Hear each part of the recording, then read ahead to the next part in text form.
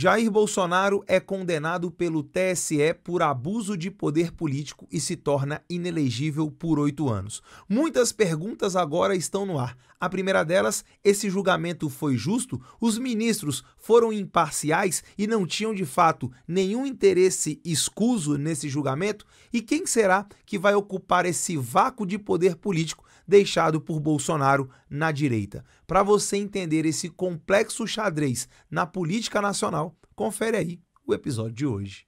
Atualiza aí!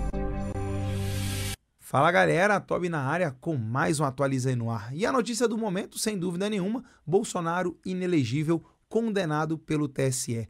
É mais um presidente do Brasil que passa por essa situação.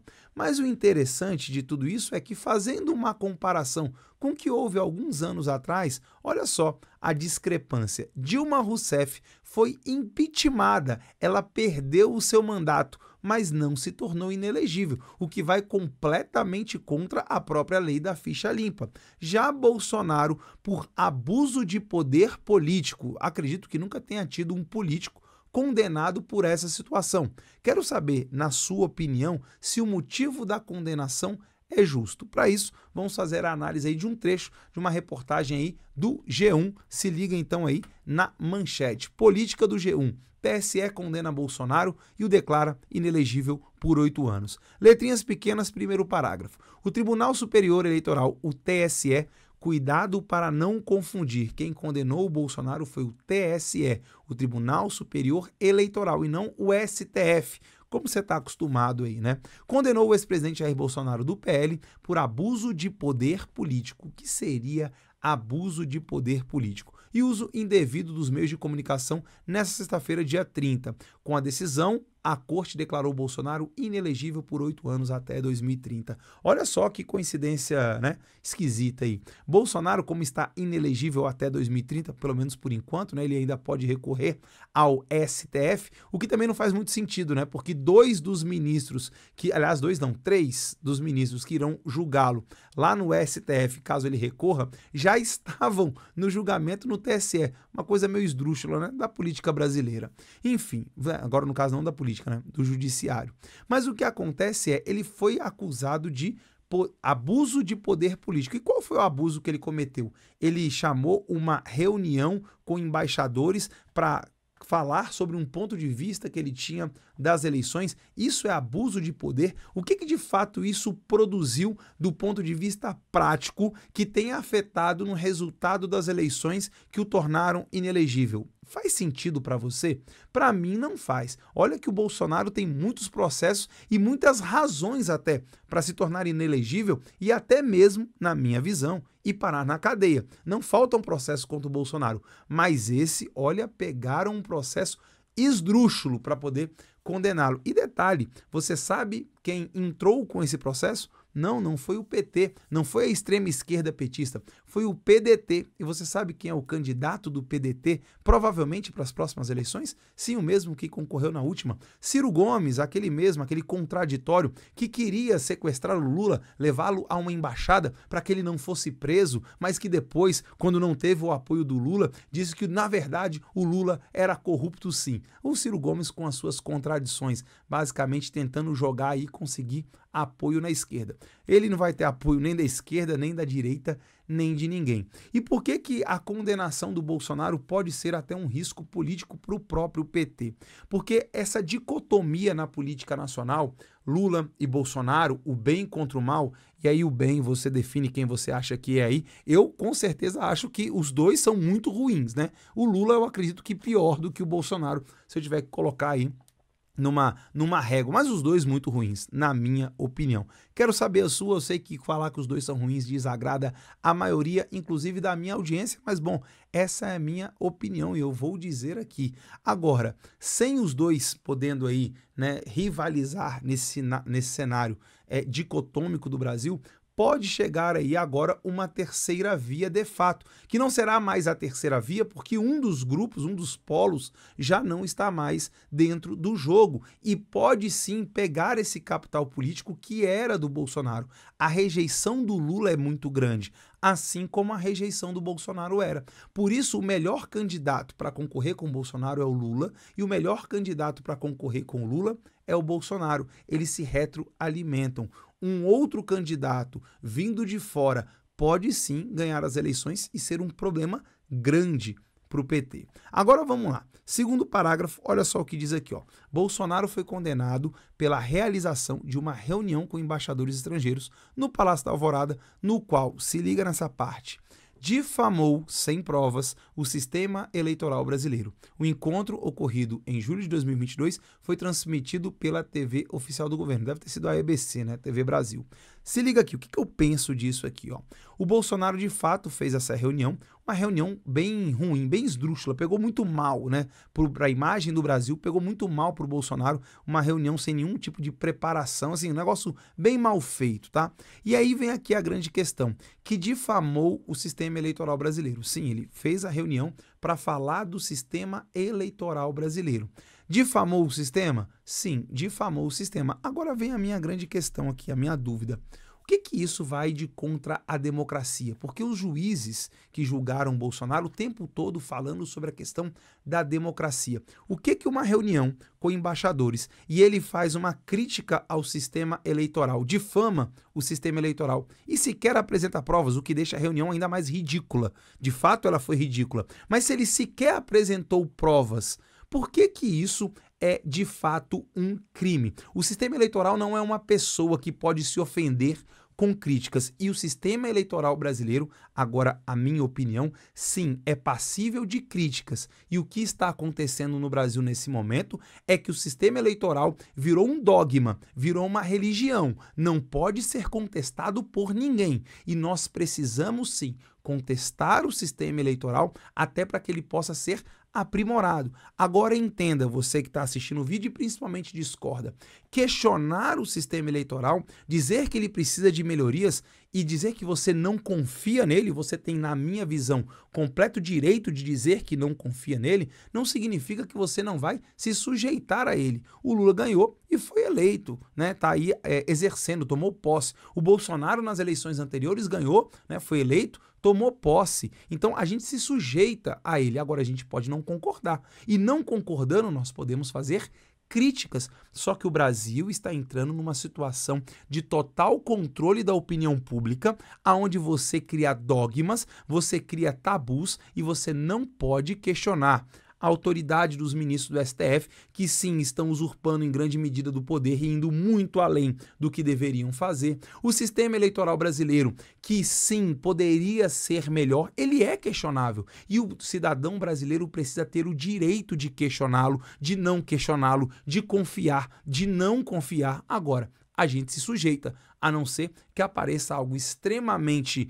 cabal, extremamente óbvio, que fale, né, que mostre pra gente que o sistema não funciona. A princípio, a gente imagina, ó, funcionou, tá funcionando, mas eu acredito, eu faço críticas a ele. Esse sistema pode ser melhor, deve melhorar. E aí, o voto impresso que foi aprovado no Congresso Federal, que inclusive é de autoria do próprio Bolsonaro, para que isso desse mais uma legitimidade ao processo. Calma aí, vamos conferir aqui, ó. Cadê os votos eletrônicos? Cadê os votos impressos? Opa, deu tudo certinho, pronto, não tem questionamento. Agora, do jeito que está, por que a gente não pode questionar? Repito, estamos aí sujeitos ao sistema eleitoral, estamos aí aceitando o resultado das eleições. Eu não estou dizendo que o resultado das eleições não deveria ser aceito pela população. Pelo contrário, a gente deve sim se sujeitar a ele. Agora, eu discordo completamente do modelo do jeito que está. E até porque já foi aprovado o voto impresso. E o que não falta no Brasil é dinheiro para colocar isso em prática. Agora, o STF diz que era inconstitucional.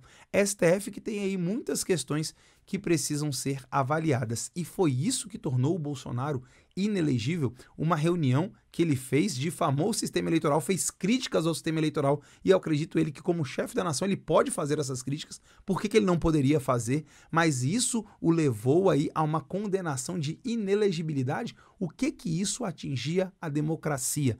Quero saber a sua opinião. Coloca aqui nos comentários. Olha, a Dilma Rousseff, que foi impeachmentada, não se tornou inelegível. Lula, que foi condenado, puxou pena, cadeia, atrás das grades, se tornou presidente, pôde concorrer às eleições. E o Bolsonaro, que olha, eu tenho muitas críticas a ele, como já disse aqui no vídeo, acredito que existam processos muito sérios que de fato possam torná-lo inelegível e até mesmo levá-lo para a cadeia, de forma assim, real. Agora, esse processo no qual foi utilizado para torná-lo inelegível, olha, esse daí eu não concordo de forma alguma. Mas aí surgem outras questões. Quem será o herdeiro do capital político do Bolsonaro? Eu acredito que dois se colocam aí, né, nas primeiras colocações, a não ser que um terceiro apareça ou outros apareçam aí. Primeiro nós temos aí o governador de São Paulo, que foi ministro do Bolsonaro, o Tarcísio, e também o governador de Minas Gerais, o Romeu Zema, que não foi ministro, é um pouco mais afastado do Bolsonaro, mas pode herdar parte do capital político. Agora, a direita brasileira, sem o Bolsonaro, né, como figura central, na minha visão, pode ter ganhado muito com a inelegibilidade do Bolsonaro. Por quê? O Bolsonaro tem uma rejeição muito alta, assim como o Lula. Lula e Bolsonaro são os candidatos perfeitos, um para o outro. Um para se opor ao outro num Brasil bipolar, numa dicotomia. Mas agora, sem um deles no pleito eleitoral, você pode vir ter um outro que não tem essa rejeição. Então a direita vai poder se unir em volta de um outro nome que terá muito menos rejeição do que o próprio Lula ou o Bolsonaro. Ou seja, é uma oportunidade para a direita de parar de idolatrar pessoas, parar de idolatrar o mito, e é um risco para a esquerda, uma vez que tem, né, como sua figura central o Lula, que é um candidato extremamente frágil, a extrema esquerda, que é o que o PT hoje representa. E aí chegamos ao caso dos juízes que julgaram Bolsonaro. Você sabe aí que o TSE é uma composição, né, meio de ministros do STJ e do STF que julgaram o Bolsonaro. E aí eu quero chamar a atenção para esse cidadão aqui, ó, que é o Benedito Gonçalves. E ele não é qualquer um não, tá? Ele é ministro lá, o juiz lá do STJ, e ele foi o relator. Foi ele que fez o estudo mais aprofundado, digamos assim, e que deu o primeiro voto a favor aí da cassação do Bolsonaro, da condenação do Bolsonaro e a sua inelegibilidade. Essa foto, essa imagem que rodou a internet aqui nos últimos dias, já está até aqui, ó, é uma imagem fake, tá? Que seria aí o juiz Gonçalves, Benedito Gonçalves, com a roupa do Lula aí, Lula livre, essas coisas. Ela é fake, mas essa outra imagem aqui, não. Ela não é fake, que foi justamente lá no caso da diplomação do Lula no TSE. Recebeu tapinha no rosto, um abraço caloroso, lembrando que ele foi indicado para o cargo de juiz do TSE, lá do STJ, pelo Lula em 2008. E, aliás, isso é uma questão que precisa urgentemente mudar no Brasil. Essa história de político, seja ele qual for, seja ele de qual espectro político for, ficar indicando membros das Supremas Cortes ou das cortes mais elevadas do país. Aliás, de qualquer nível do judiciário, seja do STJ, do TSE, do STF, não importa. Nós temos que separar o poder judiciário do poder executivo imediatamente nesse país. E aí você tem aí uma relação extremamente próxima, pelo menos nas imagens, não sei qual é a relação que existe aí fora das câmeras, mas nós tivemos nesse momento em especial, e um outro momento também bastante curioso, que foi quando ele chegou para o presidente do TSE, que é o também ministro do STF, o ministro Alexandre de Moraes, e disse para ele que missão dada era missão cumprida. Você está lembrado desse caso? Pois é, esse juiz aqui não deveria ter se declarado impedido de julgar e principalmente ser o relator do caso, uma vez que aparentemente existe uma relação próxima entre os dois. Repito, aparentemente, não sei o que acontece ali por trás ali das câmeras e por trás, né, fora esse momento que eles se encontraram, mas pareceu uma relação muito íntima. Você aí que está me assistindo, que discorda de tudo que eu falo aqui, que gosta do Lula, se fosse o contrário, se fosse o Bolsonaro num abraço caloroso com um juiz que declarou a inelegibilidade do Lula, ou que de repente o mandasse para a cadeia, como de fato ele foi, você aí não acharia isso estranho? Por que quando é com o outro lado você acha normal?